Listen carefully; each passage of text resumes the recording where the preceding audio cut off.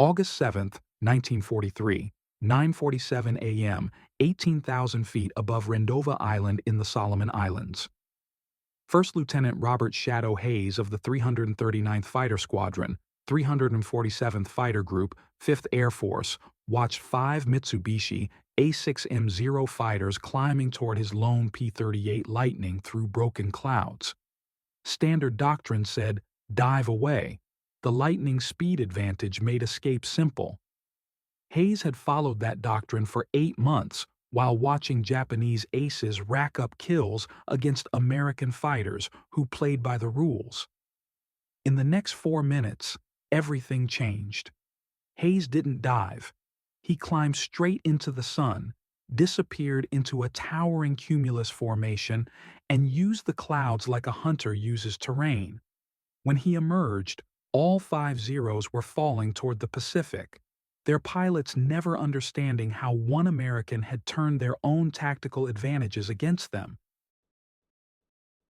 By September 1943, cloud fighting would spread through Pacific fighter squadrons, proving that sometimes the sky itself was the deadliest weapon.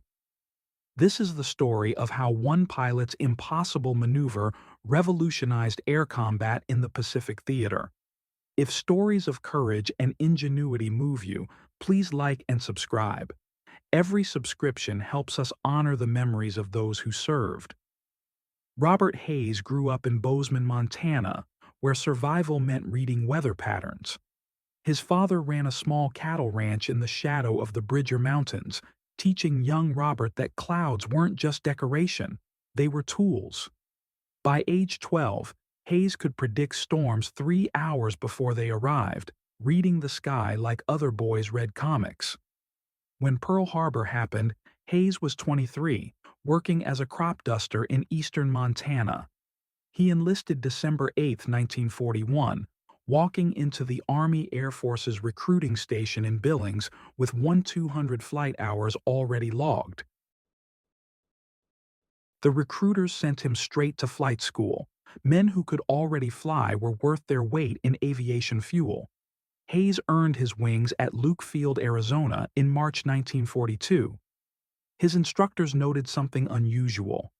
While other cadets struggled with instrument flying, Hayes excelled in clouds and weather.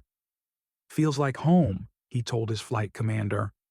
They assigned him to P-38 Lightnings, twin-engine, twin-boom fighters that could climb higher and fly farther than anything else America had.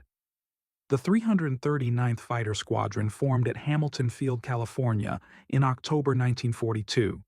Hayes joined as one of the original 16 pilots. The squadron deployed to the Southwest Pacific in January 1943, first to Port Moresby, Papua New Guinea, then to Henderson Field on Guadalcanal in March. By August, they were operating from Munda Airfield on New Georgia, flying missions against Japanese bases in the northern Solomons.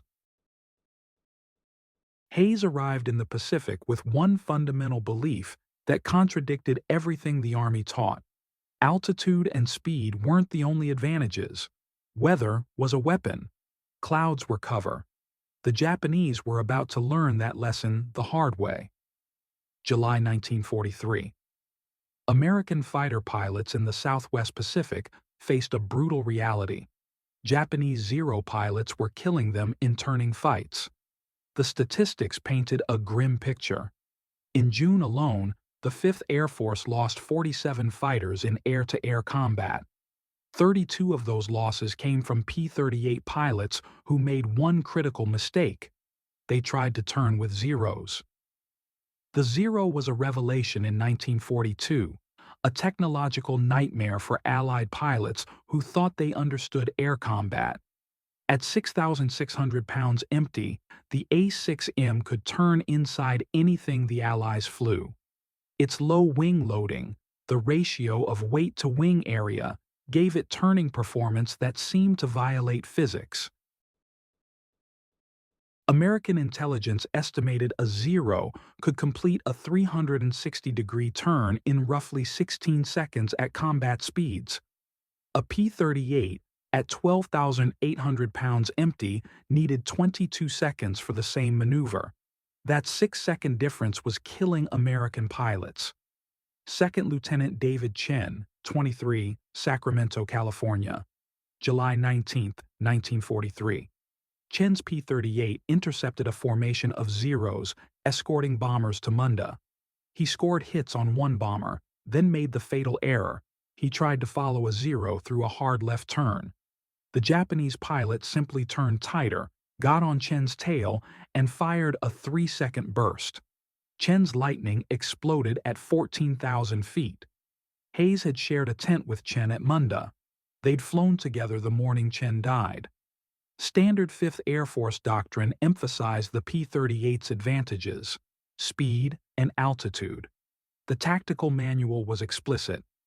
Engage using vertical maneuvers. Maintain energy advantage.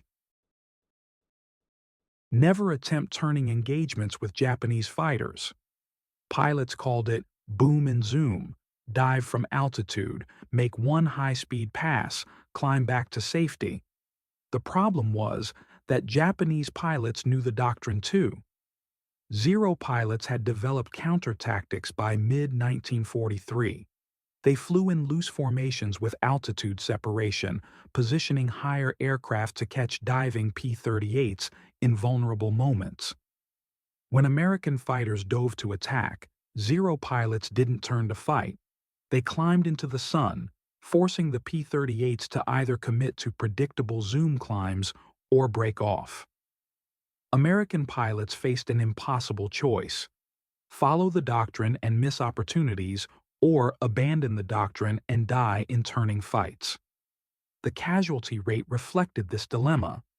July 1943 saw a kill ratio of roughly 1.5.1 against American fighters in the Solomons. For every 3 Japanese aircraft destroyed, Americans lost 2. Hayes had watched the pattern repeat for 8 months. Chen's death crystallized something in his mind that hot July night at Munda. The doctrine wasn't wrong about the P-38's limitations. It was incomplete.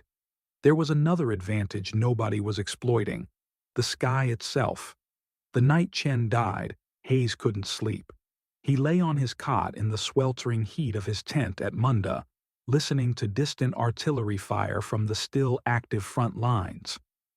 The Solomon Islands generated weather like a factory, towering cumulus clouds that built every afternoon, thunderstorms that rolled through with tropical fury. Hayes had grown up reading clouds. His father taught him that weather wasn't random, it was patterns. Cumulus clouds formed in predictable locations over heated ground. Thermal currents created vertical columns of rising air. Clouds had structure: flat bases, towering tops, dark hearts where rain formed. That structure meant something tactical. Standard air combat doctrine treated clouds as obstacles or cover for escape. Hayes saw something different. He saw terrain. In Montana, hunters used ridgelines to ambush deer, approaching from behind elevated ground where the quarry couldn't see them. Clouds could work the same way if a pilot understood how to use them. The P-38 had one advantage in clouds that the doctrine never mentioned. It had 2 engines. If one engine failed in instrument conditions, the other would keep the aircraft flying. Single-engine Zeros had no such safety margin. Japanese pilots avoided clouds when possible, treating them as hazards rather than tactical tools. Hayes began experimenting during routine patrols in early August. On August 2nd, flying alone above Rendova, he climbed into a cumulus cloud at 15,000 feet. The turbulence was moderate, uncomfortable, but manageable. Inside the cloud, visibility dropped to 0. He flew on instruments, maintaining altitude and heading, then emerged 30 seconds later, 2 miles from where he'd entered. The tactical implications hit him immediately. A pilot could enter a cloud at one altitude and position, maneuver inside using instruments, and emerge at a different altitude and position. To an enemy watching from outside, the aircraft would simply vanish and reappear unpredictably. On August 4th, Hayes tried something more aggressive. He climbed to 20,000 feet and waited for a lone Japanese reconnaissance aircraft, a Mitsubishi Ki-46 Dyna, that flew daily photo missions over the American positions.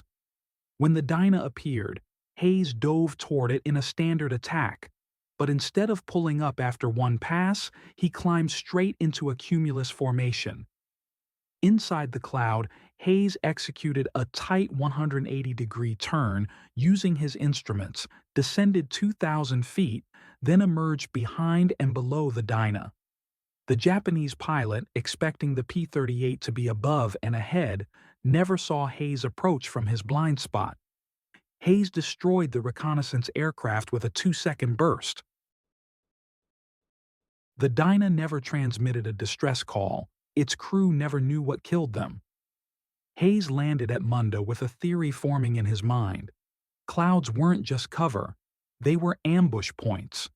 If he could refine the technique, learn to predict where he'd emerge based on where he entered, he could use clouds the way his father used terrain.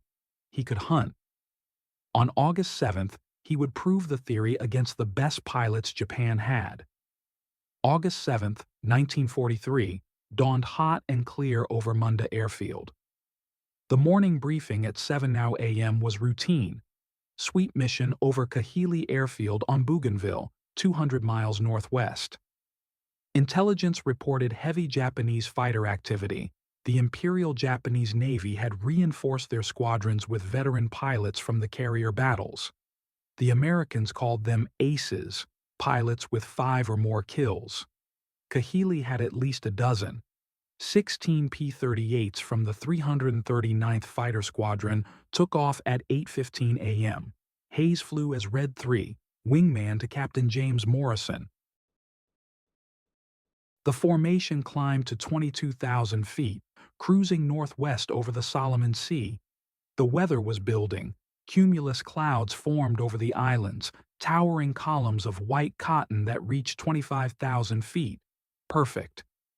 At 9:40 a.m. they reached Kahili.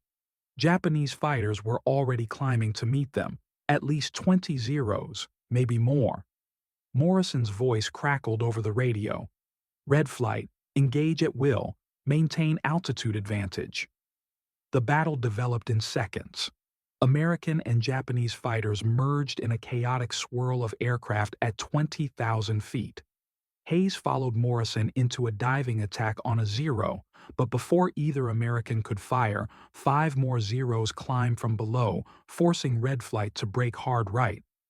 Hayes found himself alone at 18,000 feet, heading east. He glanced up. 5 Zeros were climbing after him, 2,000 feet below and closing. Standard doctrine said, dive away. The P-38 speed would open the distance in seconds. Hayes looked at the clouds. A massive cumulus formation towered to his right, its base at 16,000 feet, its top somewhere above 30,000. The Zeros were in a loose line-astern formation, following the classic Japanese climbing attack. The lead pilot would try to force Hayes into a turn while the trailing aircraft positioned for shots. Hayes made his decision in half a second. He pushed the throttles forward and climbed straight into the sun, heading directly toward the cumulus cloud. The Zeros followed, their pilots likely assuming Hayes was executing a standard zoom climb to regain altitude advantage. At 19,000 feet, Hayes entered the cloud. Visibility dropped to 0 instantly. The cockpit went gray-white. Turbulence buffeted the P-38, moderate chop, nothing the Lightning couldn't handle. Hayes focused on his instruments: altitude, heading, airspeed, turn and bank indicator. He was climbing through the cloud at 168 ARPO, heading 045 degrees. The key was timing and geometry. Hayes knew the Zeros were behind him, probably 1,500 feet back, climbing through the same cloud. Japanese pilots hated instrument flying. Their training emphasized visual combat, not weather navigation. They would try to follow him through, maintaining the same heading and altitude, expecting to emerge behind him. Hayes counted to 5, then executed his maneuver. He pulled the P-38 into a hard left turn, bleeding off 40 mm in the turn, while simultaneously descending 1,000 feet. The maneuver took 12 seconds. He rolled wings level heading 270 degrees, directly opposite his entry heading, and throttled back to 140 mph.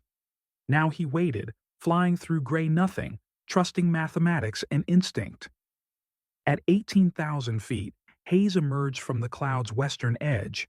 Directly ahead, 800 yards away and 500 feet below him, 5 Zeros emerged from the same cloud formation.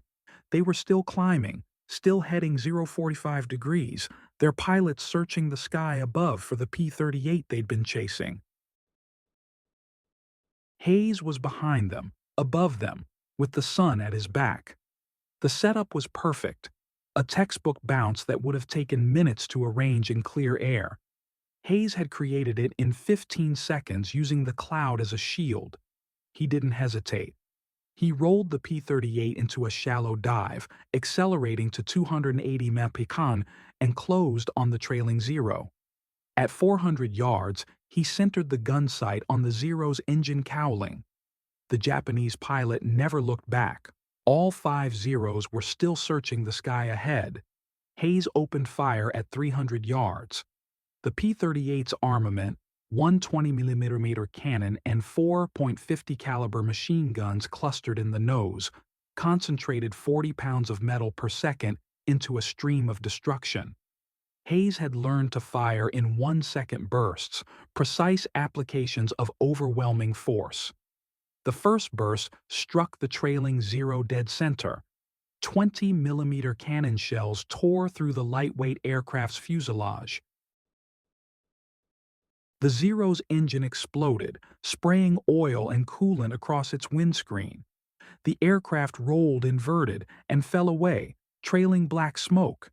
Hayes didn't watch it fall. He was already tracking the next target. The second Zero, flying left wing position, finally saw the danger. The pilot broke hard left, trying to turn into Hayes's attack, the classic Zero defensive maneuver. In clear air, the turn would have worked. The Zero could turn inside anything. But Hayes wasn't in clear air. He was diving at 300 mph with altitude and energy advantage. He didn't try to follow the Zero's turn. Instead, he led the turn, placing his gun sight 2 aircraft lengths ahead of the Zero's nose, predicting where the aircraft would be in 1 second. He fired. The burst caught the Zero in its turn, shells walking through the cockpit and engine. The lightweight fighter disintegrated, its pilot killed instantly. Pieces of airframe tumbled through the sky, 2 down in 8 seconds. The remaining 3 Zeros scattered. The lead pilot reversed hard right, climbing back toward the cloud. The other 2 split, one diving, one turning left. Hayes had seconds to choose. Standard doctrine said, take the diving target. It was running, vulnerable, easy prey. Hayes ignored the diving Zero. He pulled the P-38 into a climbing right turn, following the leader back toward the cloud. The Japanese pilot was good, probably a veteran with multiple kills. He rolled his Zero into a tight climbing spiral, a defensive maneuver designed to force a pursuer into a turning fight where the Zero's agility would dominate. Hayes didn't take the bait. At 280 mph, the P-38 had twice the Zero's energy. He used it. Instead of following the spiral, Hayes extended in a shallow climb, opening the distance to 1,000 yards, then pulled up into a chandelle, a climbing turn that traded speed for altitude. At the top of the chandelle, Hayes was at 20,000 feet with the Zero 500 feet below him, still in its defensive spiral. The Japanese pilot had made a critical error. He'd focused on the immediate threat, forgetting about the cloud behind him. Hayes rolled inverted and pulled through, diving on the Zero from above. The Japanese pilot saw him coming and reversed his turn, trying to spoil Hayes's shot. But Hayes had altitude and speed. He could adjust his dive angle, leading the Zero's turn. At 500 yards, Hayes fired a 2-second burst. Half the rounds missed, but the other half didn't. The Zero's left wing shredded under the impact of 20mm shells. The aircraft snap-rolled right, completely out of control, and entered a flat spin. Hayes watched it fall to 12,000 feet before the pilot bailed out. 3 down. 90 seconds of combat. Hayes checked his surroundings. The fourth Zero, the one that had turned left, was nowhere visible. The fifth, the one that dove away, was probably 5 miles east by now, running for Kahili. Then Hayes saw movement to his left. The fourth Zero was climbing out of a cloud layer at 17,000 feet, 3 miles away. The Japanese pilot had copied Hayes's tactic, using the clouds to reset the engagement. The pilot was good. Probably very good. Hayes smiled. He pushed the throttles forward and turned toward the Zero. Both aircraft were at roughly the same altitude, heading toward each other at a combined closing speed of 450 mph. This was a classic head-on engagement. 2 aircraft approaching from opposite directions, each trying to get a firing solution before breaking away. Head-on attacks were deadly. Both pilots had only seconds to aim and fire before pulling off to avoid collision. Miss, and you had to reset the entire engagement. Hit, and you might destroy your opponent and yourself. Closing speeds meant debris could smash through your windscreen. At 2,000 yards, Hayes could see the Zero's profile clearly. The Japanese pilot held his course, steady and level, a sign of experience. Amateur pilots broke early, afraid of collision. Veterans held their nerve. At 1,200 yards, Hayes saw the Zero's nose light up. The pilot was firing, 2 7.7mm machine guns and 2 20mm cannons. Tracers arced toward the P-38. Hayes didn't flinch. He held his course, waiting, watching the tracers. The Japanese pilot was aiming directly at him, not leading the shot. A subtle error. At 800 yards, Hayes pulled up gently, climbing 100 feet, and fired a 3-second burst. The P-38's concentrated nose armament, all weapons firing through the propeller arc, created a cone of destruction. 20mm shells and 50 caliber rounds converged at 600 yards. The Zero flew directly into the stream of fire. The effect was catastrophic. Cannon shells struck the Zero's engine, blowing the cowling apart. Machine gun rounds shredded the cockpit. The Zero's right wing separated at the root. The aircraft cartwheeled through the sky, breaking apart as it tumbled. Hayes banked hard right, passing 200 feet above the debris field. He didn't see a parachute. 4 down, 2 minutes, 30 seconds. Hayes checked his fuel. 200 gallons remaining, enough for 30 minutes of combat plus the return flight to Munda. He scanned the sky. The main dogfight had moved north, P-38s and Zeros swirling in a confused melee at 18,000 feet. He could see Morrison's aircraft, Red Leader, engaged with 2 Zeros. Then Hayes saw the 5th Zero. It was diving on Morrison from above, 1,000 feet higher, approaching from Morrison's blind spot.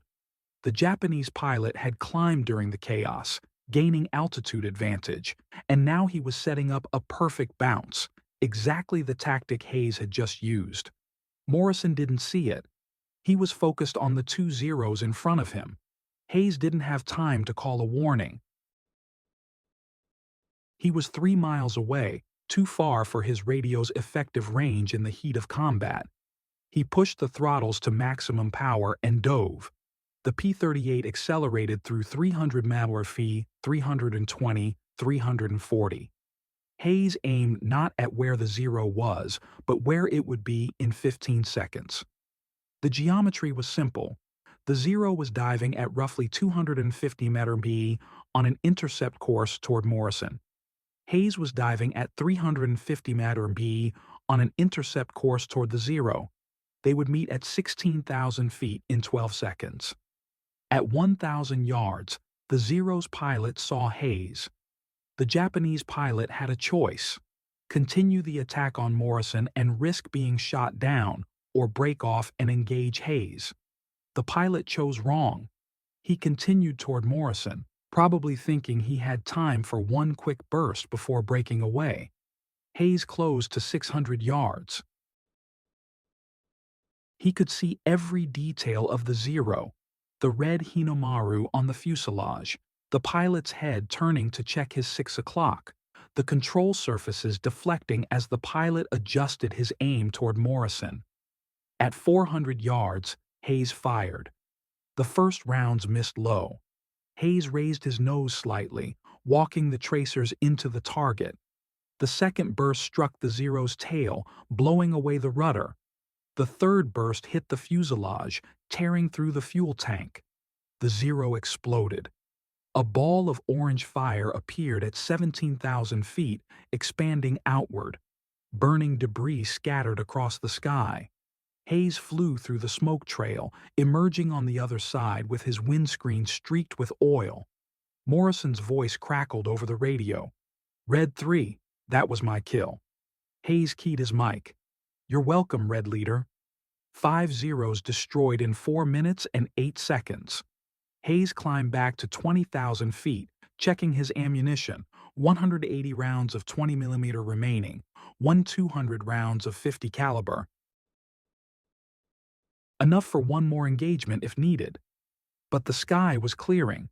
The Japanese fighters were withdrawing, heading back to Kahili. Morrison's voice came over the radio. "All Red Flight aircraft, form up, heading 120, return to base." Hayes turned southeast, toward home. His hands were steady on the controls. His heart rate was normal. The technique had worked better than he'd hoped. The clouds weren't just cover. They were tactical weapons, tools for creating surprise and advantage.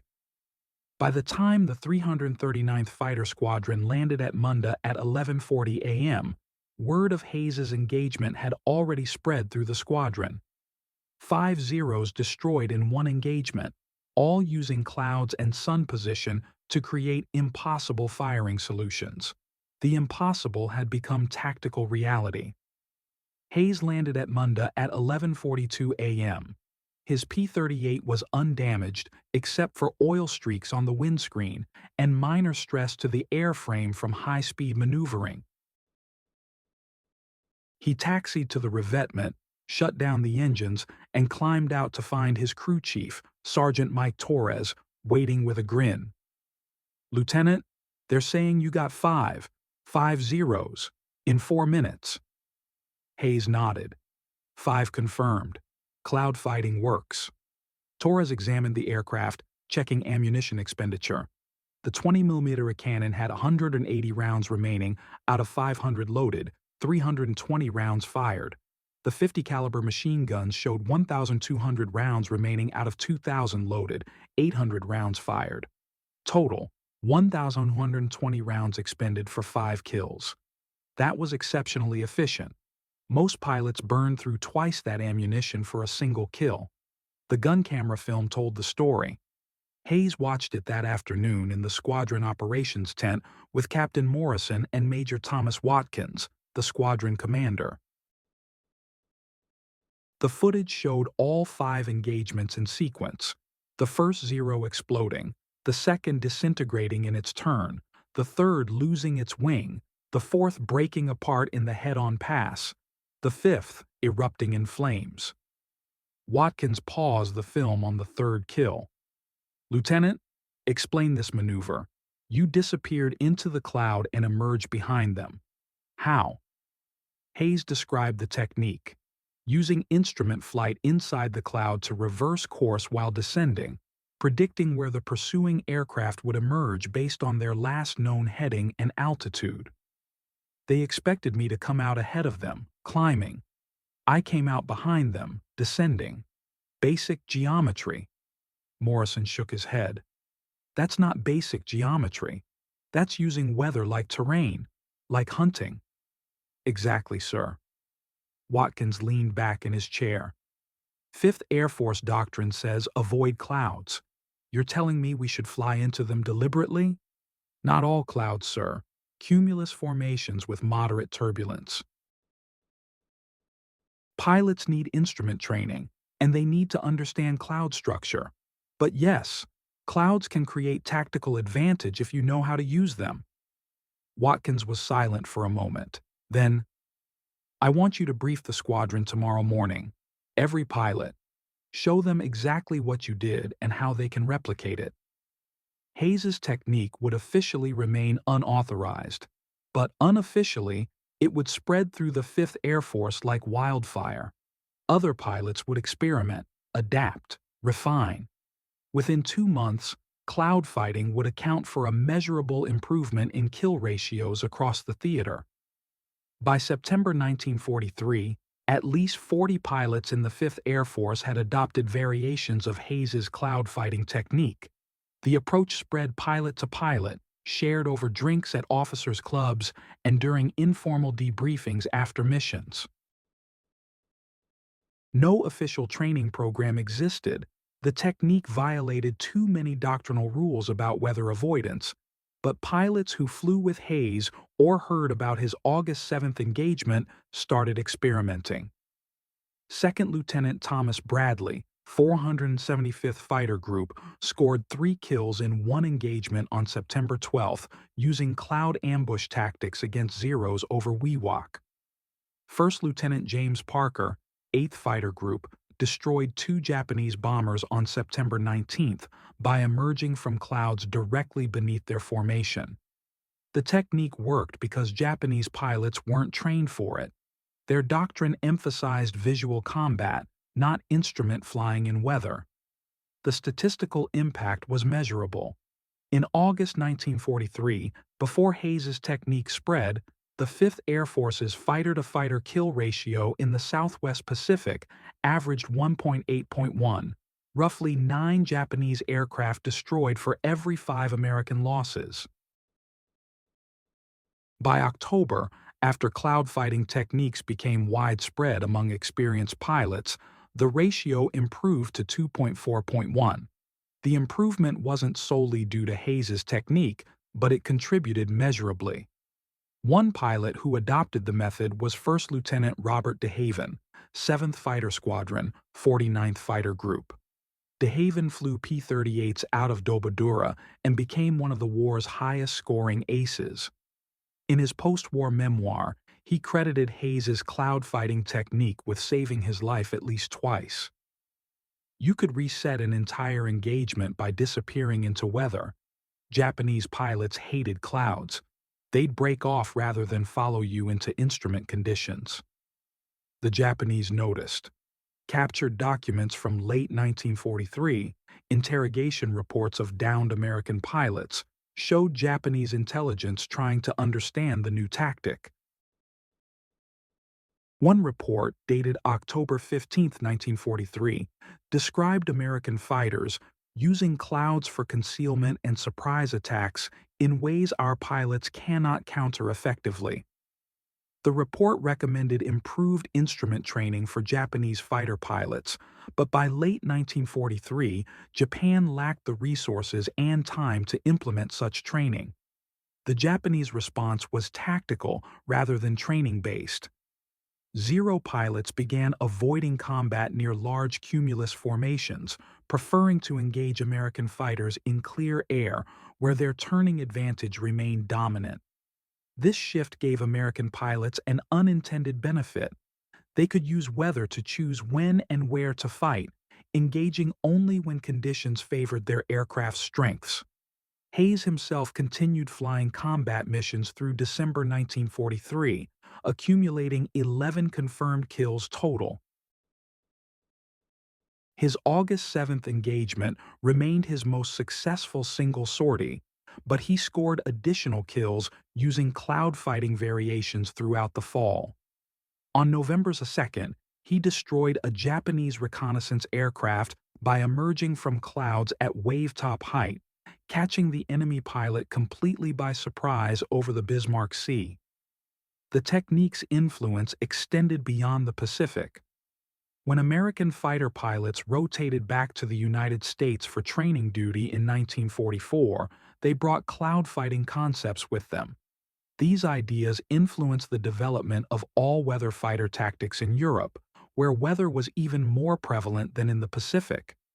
By 1945, instrument-based combat maneuvering was becoming standard training for American fighter pilots.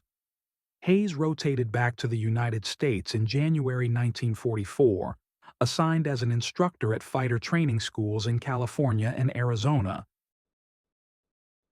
He spent the rest of the war teaching young pilots the techniques he'd developed over the Solomons: how to read clouds, how to maneuver on instruments, how to use weather as a tactical weapon.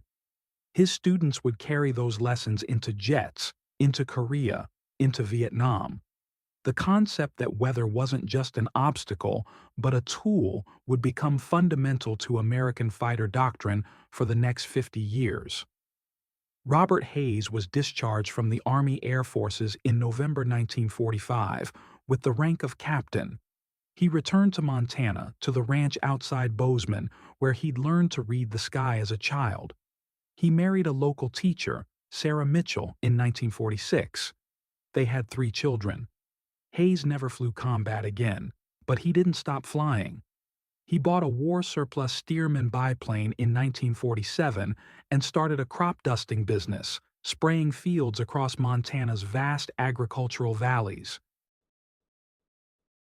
His children remembered him studying clouds every morning before taking off, the same way he'd studied them before combat missions over the Pacific. He rarely talked about the war. His family knew he'd been a fighter pilot, knew he'd shot down Japanese aircraft, but Hayes deflected questions about combat. "It was a long time ago," he'd say. "Different world." The cloud fighting technique he pioneered in August 1943 influenced an estimated 2,000 American pilots who either learned it directly or through the informal network of tactical innovations that spread through the Pacific theater. Historians later estimated that weather-based tactical maneuvering saved hundreds of American lives by giving pilots tools to control engagement geometry against more maneuverable opponents. Modern air combat training still teaches weather as a tactical factor. The U.S. Air Force's Fighter Weapons School at Nellis Air Force Base includes cloud fighting concepts in its curriculum, though the specific techniques have evolved for jet aircraft and radar-based combat. Hayes's fundamental insight, that weather is terrain, not obstacle, remains valid. Hayes died in 1998 at age 78, still living on the same Montana ranch where he'd grown up. His funeral was small, attended by family and a few fellow veterans who'd flown P-38s in the Pacific. His obituary in the Bozeman Daily Chronicle mentioned his war service in 2 sentences. Decorated fighter pilot in World War II, served with distinction in the Pacific Theater. No mention of the 5 Zeros destroyed in 4 minutes on August 7, 1943. No mention of the technique that changed fighter tactics across an entire theater of war. No mention of the hundreds of pilots who learned from his innovation. Hayes would have preferred it that way. The sky had been his classroom and his battlefield. The clouds had been his tools. The lesson had been simple. Sometimes the oldest instincts, a hunter's patience, a rancher's weather sense, were exactly what modern war needed. August 7, 1943. 1 pilot. 5 Japanese Zeros. 4 minutes of combat that proved weather wasn't just an obstacle, it was a weapon. Robert Hayes understood what institutional doctrine missed. Sometimes the sky itself was the deadliest tool in a fighter pilot's arsenal. The numbers tell the story. 1,120 rounds expended, 5 confirmed kills, 0 damage to his own aircraft. a technique that spread to thousands of pilots and saved hundreds of lives. If this story moved you, please like, subscribe, and share. These forgotten tactics and unsung heroes deserve to be remembered. Comment below. Where are you watching from? What other World War II innovations should we cover? Thank you for watching. The greatest victories aren't always won by following the manual. Sometimes they're won by reading the clouds.